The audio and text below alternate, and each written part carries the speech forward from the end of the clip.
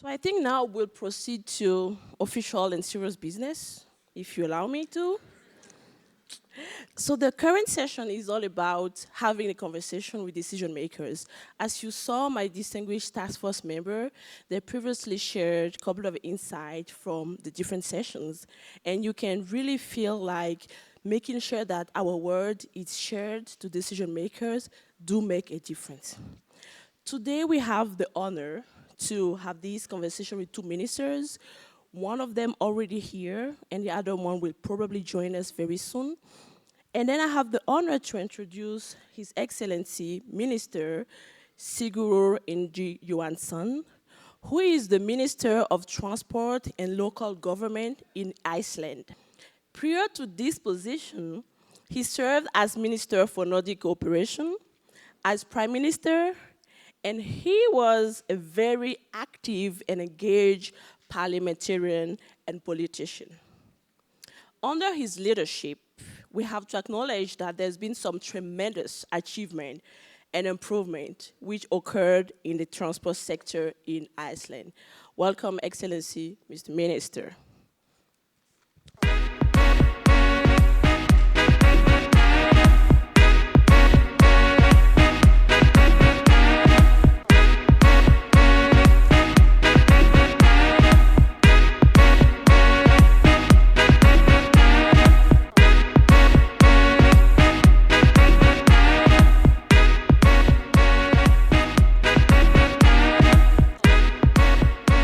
So, Excellency Mr. Minister, I'm sure you heard a couple of key highlights that our distinguished youth advocate and youth professional shared, not just in the past hour, but throughout the day. You can feel the passion, you can feel the energy, you can feel the commitment in this room, but you also definitely, I'm sure, have felt the action and the results that is driven by young people.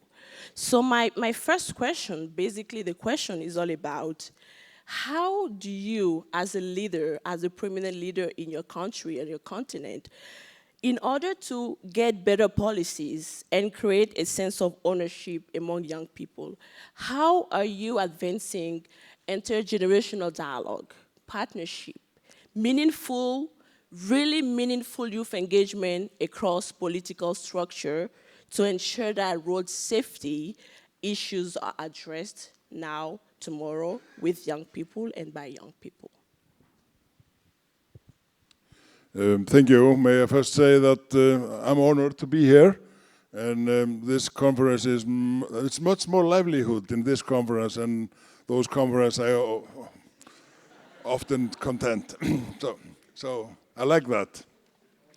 To answer your question, that I would say in the start, the government in Iceland, we are working on, of course, transport planning and road safety, and we're also working on the big climate issue. And we decided to have direct discussion with young people, and we have been able in the last 2 years to have them coming into the parliament, hold their own parliament, and taking up their own opinions, almost like they were as the older people, parliamentarians. In this content, in the transport sector, we held in 2017 a youth, what can we call it? We can say it was a national planning conference, and we invited people from all around Iceland to come to discuss how we are planning.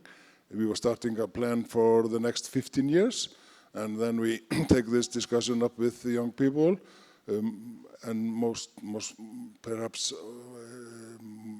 in road safety and those issues that are more related to younger people than others. But we can say that all kinds of things are related to young people, because we know that both in kindergartens and schools, grammar schools and high schools, it's very important that the planning is is done by thinking of the young people. And I think we should have that aim in all legislation, planning legislation, that it's necessity to plan our landscape, our buildings, our roads, and thinking of how it is best for children and youth people. Last year we have this opportunity to have youth, yours, conference in Iceland, and we at the ministerium was also taking part in that and taking discussion up with the young people. And after that, we held our own conference with young people about children and safety. And at least 2 of the guys was attending to that conference are with you today. So I think it's most important. Of course, we can do a lot of things in legislation and regulation, and we can do a lot of talk to the public, but by empowering young people and let them, as you say, learn and earn and return, it's much more effective that young people talking to young people that old guy as my talking to young people. Well, you are young at heart, so. I hope so. Sure. Can you hear me? Oh, great. Please help me welcome the Minister of Transport of South Africa, Excellency Mr. Fikile Mbalula, who just joined us on stage. Welcome, Excellency. It's such a pleasure to have you. So I was just commenting that we definitely acknowledge the fact that, and you said it so vividly, we need to empower young people and make sure that their need and aspiration are heard. But you also said something very important. It's all about planning our landscape for youth and with youth, and that is gonna make a difference. I would like to introduce Excellency Minister Mr. Fikile Mbalula, who is the Minister of Transport of South Africa.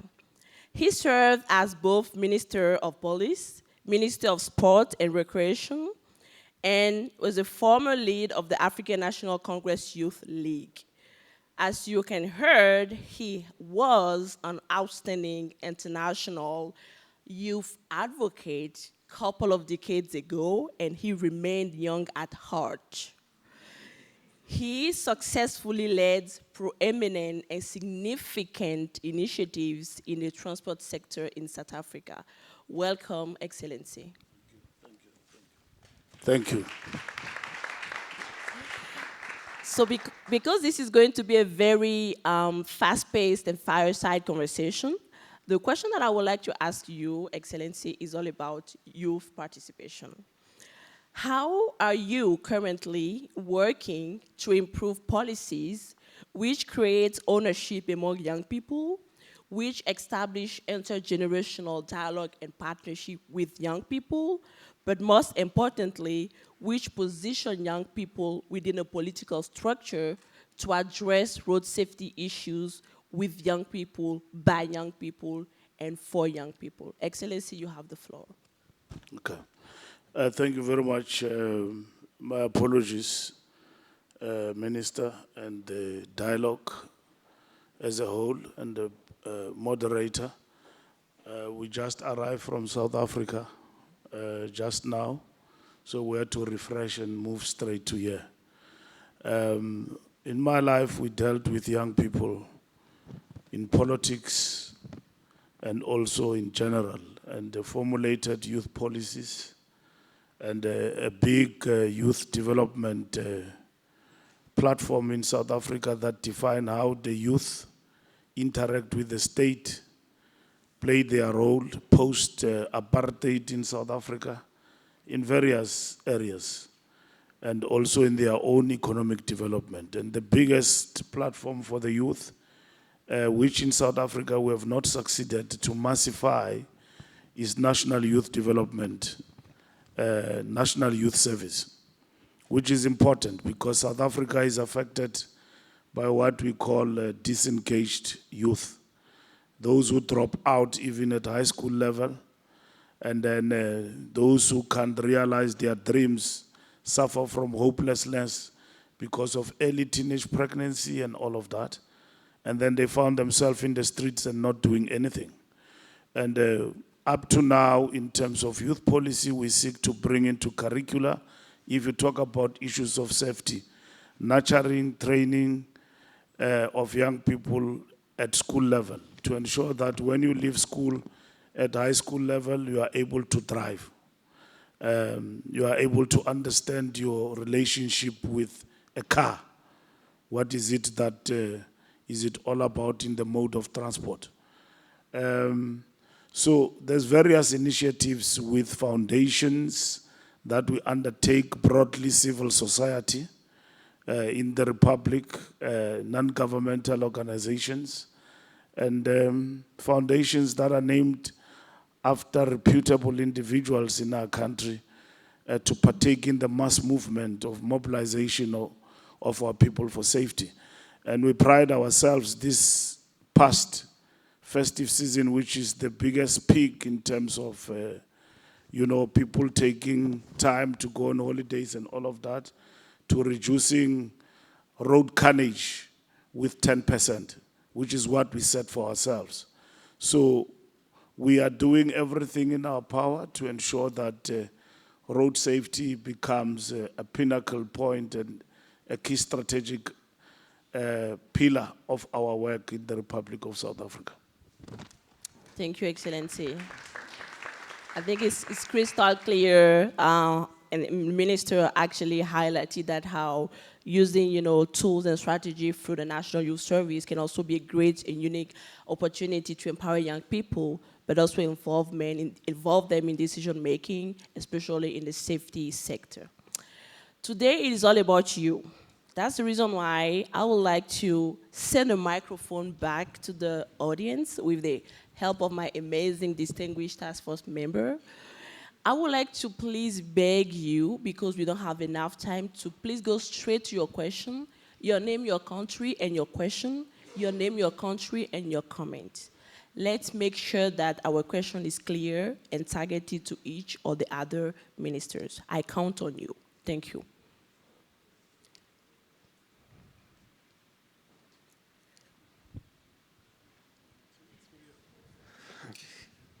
Okay, so my name is Mohammed from Egypt. So in one of the parallel sessions now, we have been talking about how the developing countries are put on the agenda of the developed countries in regard, like how they should assist them.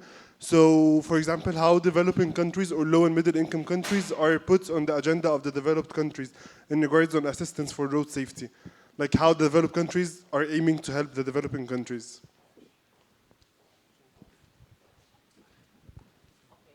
Thank you. Microphone.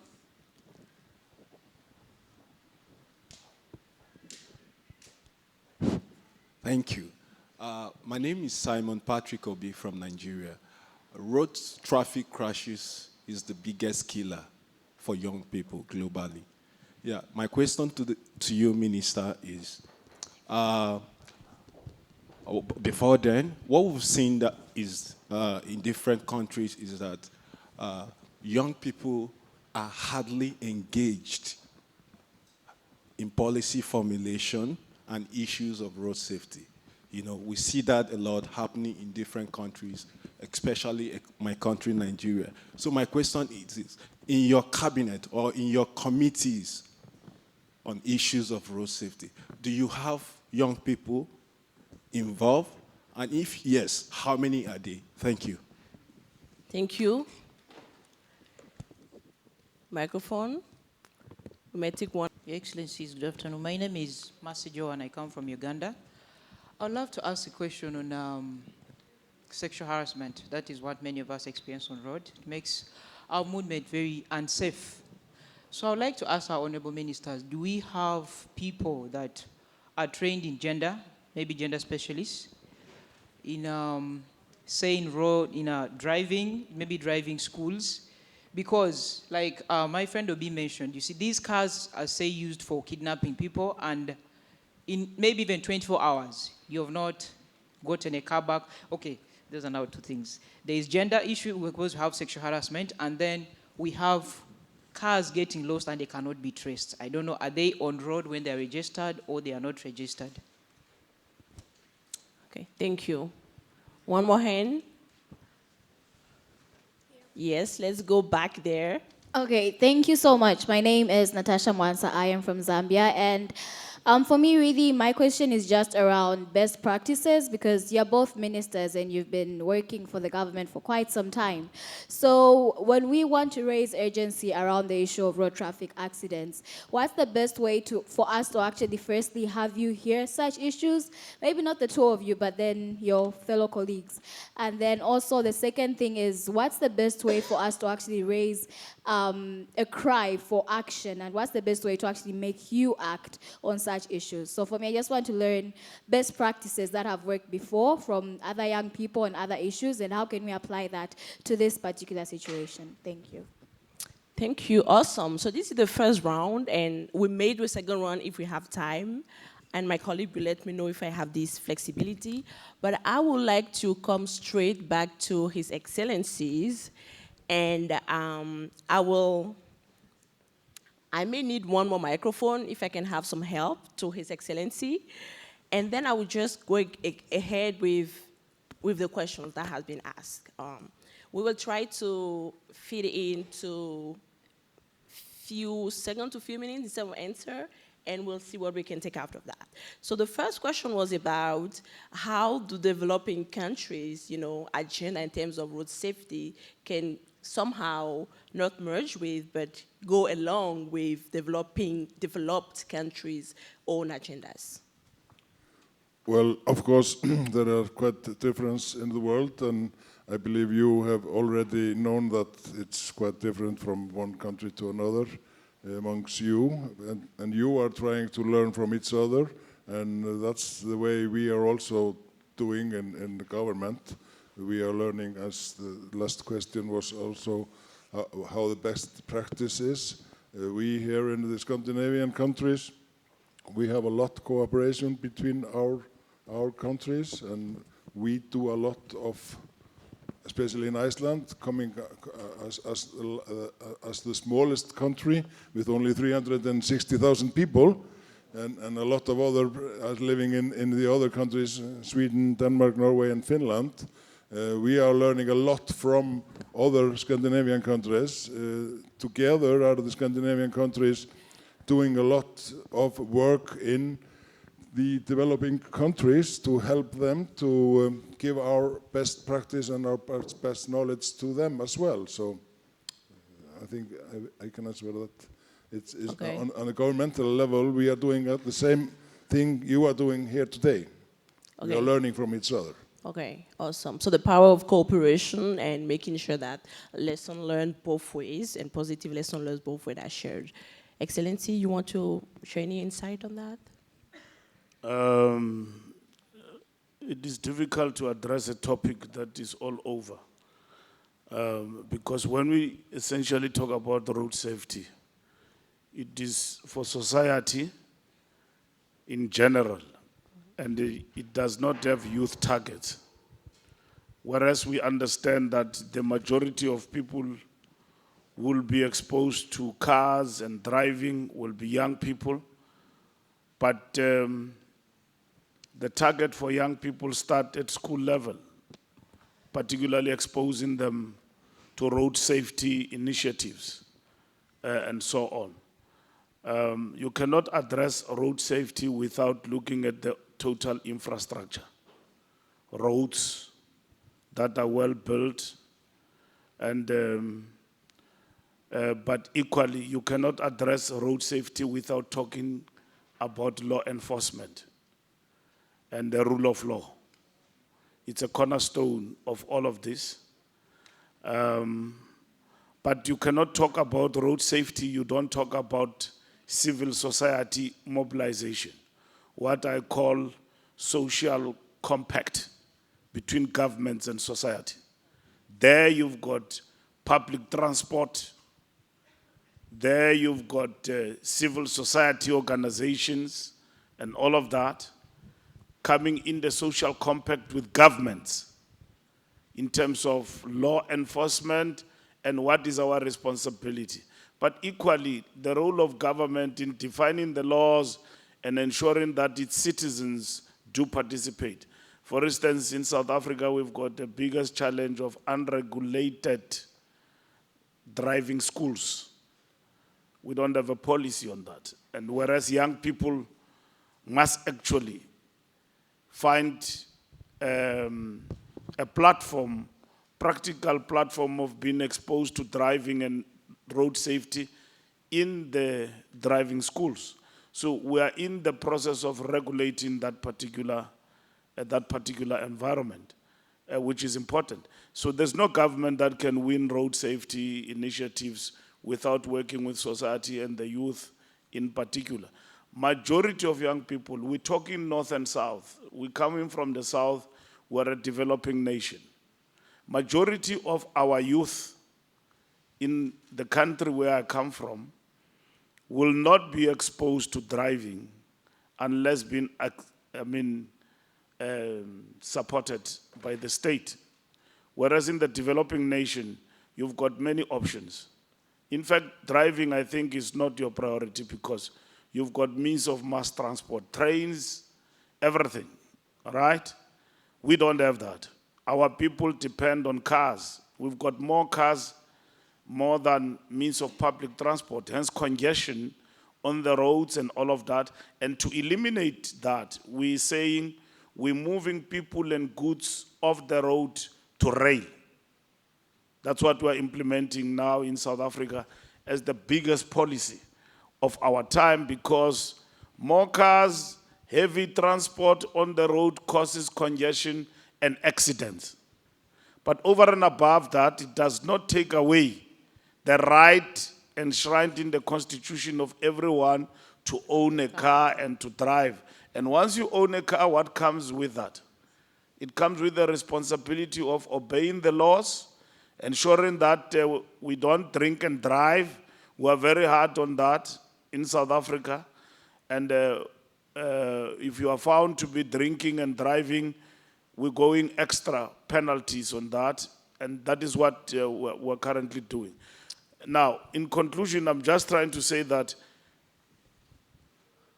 to say that there is youth-focused programs, in particular, over and above broader societal approach, it will be difficult to dissect. But we know that most of the programs we implement affect the younger generation. Thank you, Excellency. I think you mentioned how there is not a specific youth target, or there might not be a specific youth target on the road safety, but you also provide one avenue of solution, which is actually making sure that we also measure how our program impact young people positively, but we may also want to measure how young people are part of designing and developing this program. So very quick, for the few questions remaining, I will just ask the question, and whichever Excellency feel like he wants to take that question can go for it. So one of our leaders is interested to know if you have a couple of young professionals in your cabinet.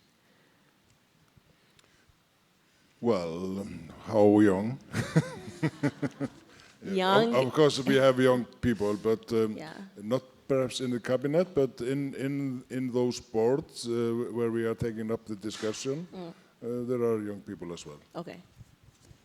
We have improved. We have improved. I want to be honest with you. Some of us come from the youth movement. I was a president of the Youth League.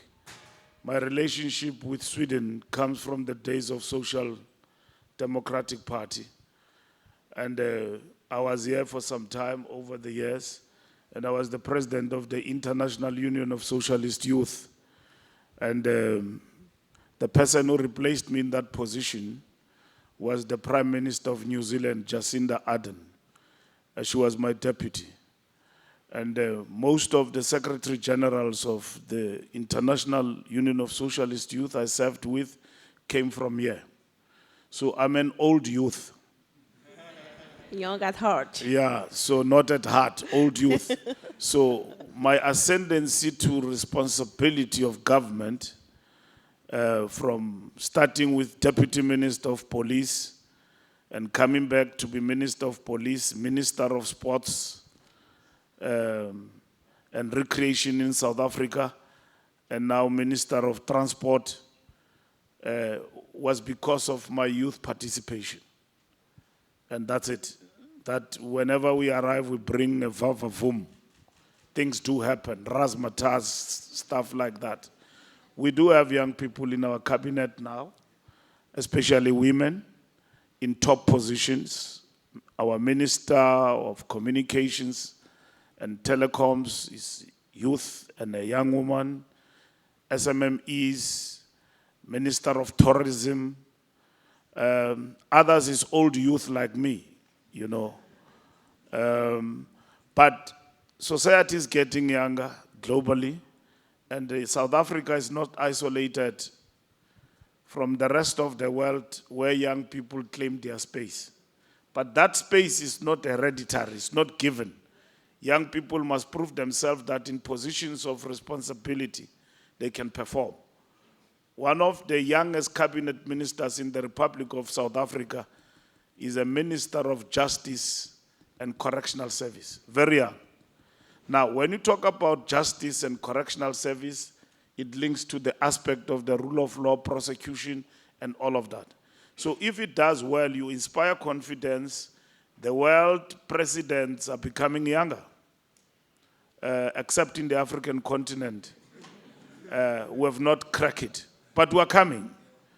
In Europe, we have seen that. In the US, we have seen Barack Obama, youngest president of the superpower, in inverted commas, the United States of America. And then that was quite encouraging. So it tells us we're getting somewhere. So we're not young at heart, we're still younger. Because young does not mean you must be below 35 or 30 years. It means if you are still 40 and below 50, you're still young. You come with a wealth of experience. Thank you very much. I think that is really a question for debate, but unfortunately we don't have time for it. We acknowledge that the African Union and our member states acknowledge and support that with the African Union that under 35 is young people. And I guess in European Union as well, it's 24, and I guess it can be different in American continent, etc. But I completely understand the point that Excellency wants to make. There are some welfare experience that we need to build on.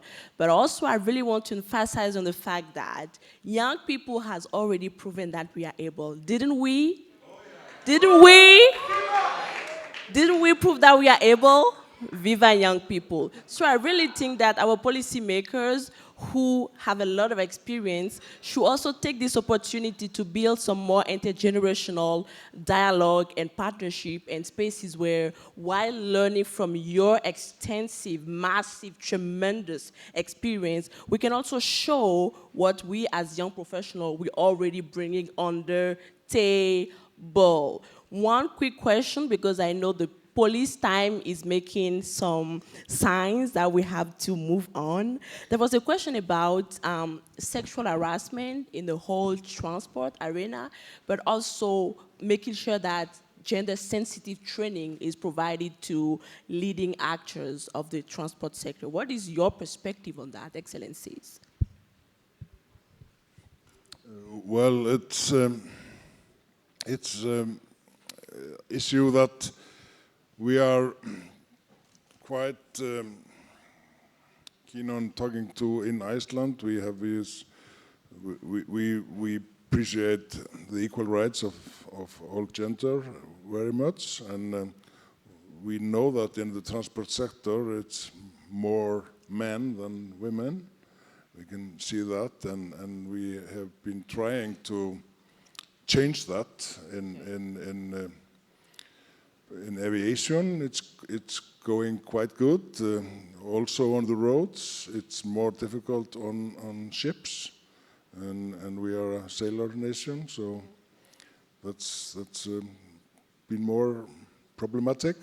But we are working on that as well, and had this great conference this winter about that, and we have also taken up this open discussion on this harassment. And Me Too, we have taken that very seriously, and I think by taking it up on the table and talking about it with open eyes and more seriously than we have been able to do in the past, I think we are getting forward in that issue, but certainly not all things are quite as they should be. There's still more progress to There do. are There's still more work progress to do on that issue. Absolutely. Thank you, Excellency. So, Excellency Mbalula, what are some best practices that you can share with us?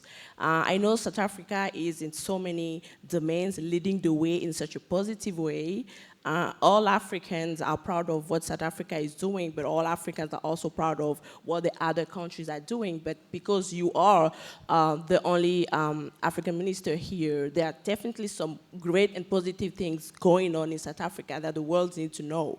So is there at least one best practice that you may want to share with us here that we can learn from?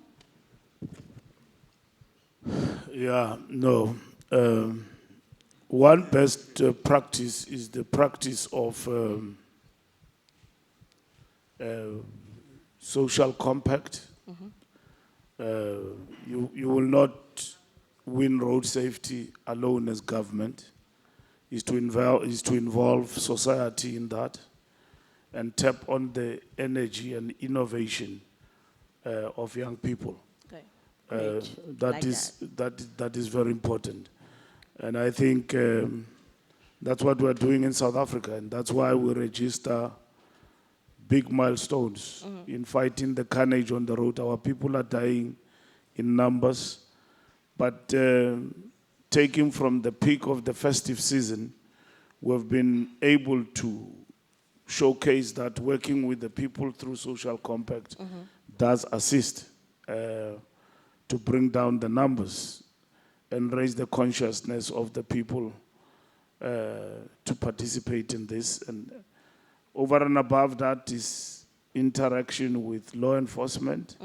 If law enforcement is absent in everything you do in terms of road safety, then you are doomed. There's nothing that will help you, because road traffic officers are exposed to corruption. You've got to fight that. They bribe road users and so on. So you've got to clamp down on them too. Get them arrested, shake the place a bit. That's what we do. And so they know that it's not a free-for-all where people can do as they wish. And my last point is on sexual harassment. I think sexual harassment must affect every aspect of our policy. It must start with tonight, with the top table. It's only men here. It's me and the Minister of Iceland. Where is the other ladies who are supposed to speak on gender issues? We talk gender parity. We talk about addressing the question of gender violence in some of our countries. Women are treated as sexual objects, and they are not given their right to be at the helm, of positions of government and all of that. And that's why in our country, we go for 50-50%. It is 50 men, 50%. Cabinet, 50 men, 50 women. And now we are infusing the youth into that. We're bringing in 40% youth, because generational mix will not work. Other people have tasted power for decades. They don't want to leave. Absolutely. So they're not going to leave tomorrow and all of that. Once you're a minister forever. They change laws to suit themselves. They don't want to leave. So The fact of the matter is that the youth must fight Yes. for their place, and that they must be unapologetic, because there is nothing like you are a leader forever. And if leaders don't want to move, we must move them. I agree with Excellency. So, with the time constraint, I think we'll have to close this panel, which was a high-level, fast-paced, very energetic, but also insightful panel. One word, just one word, to characterize your feeling and your optimism about youth engagement. Just one word. Excellency? One word. Just One one word. word. Just one word. I am optimist. Good. Thank you, Excellency. One word. No, the future belongs to the youth, and the future is not in the distant horizon. That's a great, We beautiful. are working on the future now. Awesome. So optimism and future. Excellency, Mr. Ministers from Iceland and South Africa, your countries are leading the way so positively and showing the example to so many of us. We are thrilled, and the young people in this audience, viva young people, viva! Viva young people, viva! I want to thank you so much for putting your energy, your heart, but also asking meaningful questions. This is the level of conversation that we want to have in every fora, where young people bring meaningful questions and advance the agenda. Thank you so much. You guys are the best. Thank you, Excellencies. Thank you so much.